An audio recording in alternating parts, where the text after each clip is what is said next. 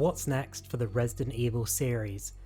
That was the question I asked at the end of the Resident Evil 4 Remake discussion video, which you can find on the card on the top right of this video. Resident Evil 4's remake ends with Ada Wong having a conversation with Resident Evil's overarching antagonist, Albert Wesker. The first time we have seen Wesker in a mainline Resident Evil game since 2009, I believe, most likely Resident Evil 5. So this scene leads to multiple potential next steps for the franchise, so let's discuss them one by one.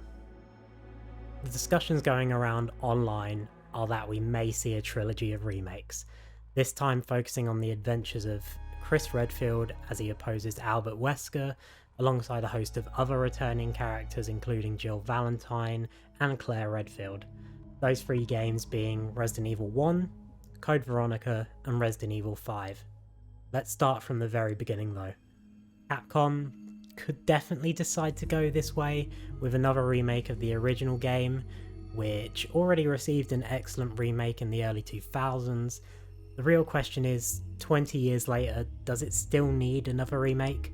This may be down to personal preference, but I would love to see the game that started it all remade in the style of Resident Evil 2's remake.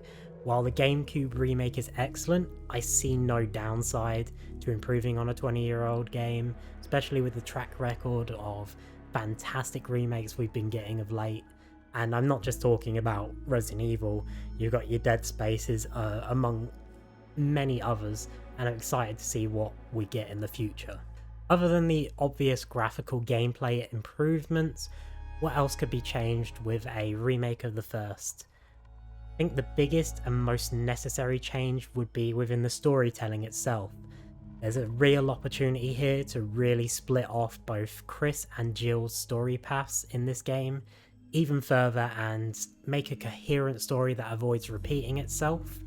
My biggest issue with Resident Evil 1 is the lack of variation between both Chris and Jill's stories, as they both follow the same story with minor differences, the biggest of which being Barry and Rebecca featuring in either Jill or Chris's story respectively. They replace each other, but there's no real big differences between the two stories other than the conversations between those two. The S.D. Perry Resident Evil novels, which are really fun and great reading for any Resident Evil fan out there, showcase an excellent way to portray each story as a more distinct experience, and I hope we see that reflected in a potential remake. Now, this is a game that I may struggle to talk about as I haven't actually had the chance to play through it myself, but Code Veronica is considered a hidden gem in the franchise, a fantastic game that many believe should receive the same love as the numbered entries into the series, especially considering the game was originally supposed to be the true Resident Evil 3. Capcom could very easily skip over the first game and go straight to Code Veronica, a game that has yet to receive a true remake at all. It could be a perfect choice, especially if they want to keep things fresh with an entry that many gamers may not even be aware of. The story of Code Veronica takes place around the same time as Resident Evil 3 in the timeline, so while Jill is dealing with Nemesis in Raccoon City, Chris and Claire have their own problems with Umbrella elsewhere.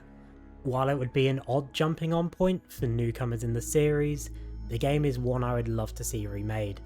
Whether we see it next or down the line in a few years, we'll see.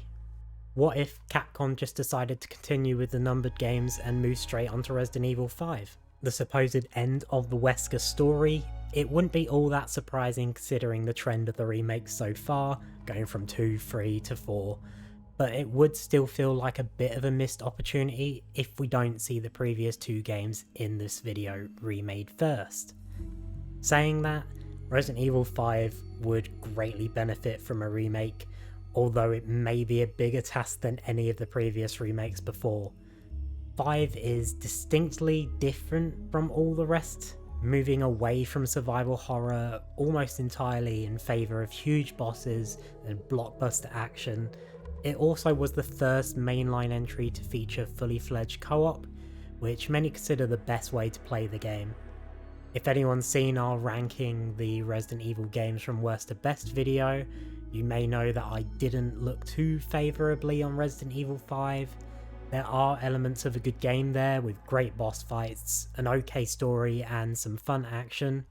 It just doesn't feel like a Resident Evil game to me, and that is precisely why it is one of the best candidates for a remake. I would love to see what Capcom comes up with and how they can innovate upon their previous creation. I'd expect co-op to remain a feature in the game, but I would not be surprised if Capcom integrates what they have learned from Resident Evil 4's remake and the use of Ashley and Luis to create an AI partner that is actually semi-competent for single player gameplay. RE5 is a remake I am sure we will see one day, and it will be interesting to see how much of the original will be changed, especially if Capcom intends to bring all of their games back to the survival horror tone the series is loved for. I won't spend too much time on this one, as much of what I have to say about it is reflected in the Resident Evil 5 discussion, but Resident Evil 6 is a remake I also expect to see one day, and it will certainly be a huge undertaking for Capcom, being the longest game in the series with 4 separate campaigns.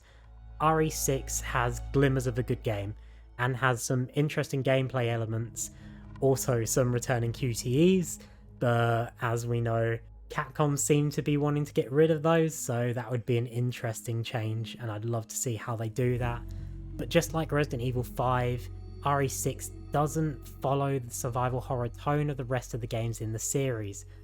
Many of the reasons for a remake are the same as 5, but there is genuinely interesting stories that could be told in this game, and with a few tweaks and changes, it could become a fantastic game. As I said, I expect to see this as a remake one day in the future, a combination of all the remakes and characters so far with the reappearances of Leon and Chris, but I can't see this being the next step of the franchise. We have focused a lot on remakes in this video, so let's shift focus onto something new. While Capcom has been pumping out remakes as of late, we have also seen releases of some mainline entries with RE7 and Village. Both of these focus heavily on survival horror tones and have been very well received by fans and critics alike.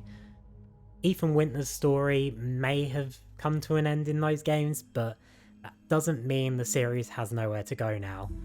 With the return of Chris Redfield, we could see a new mainline game focusing on our fan favourite characters as the next entry in the series. A lot of this would be speculation, as we know nothing about the future of this franchise, unlike the past games receiving remake treatment, but there has been some speculation online, and a lot of it stemming from Resident Evil 4 Remake's ending.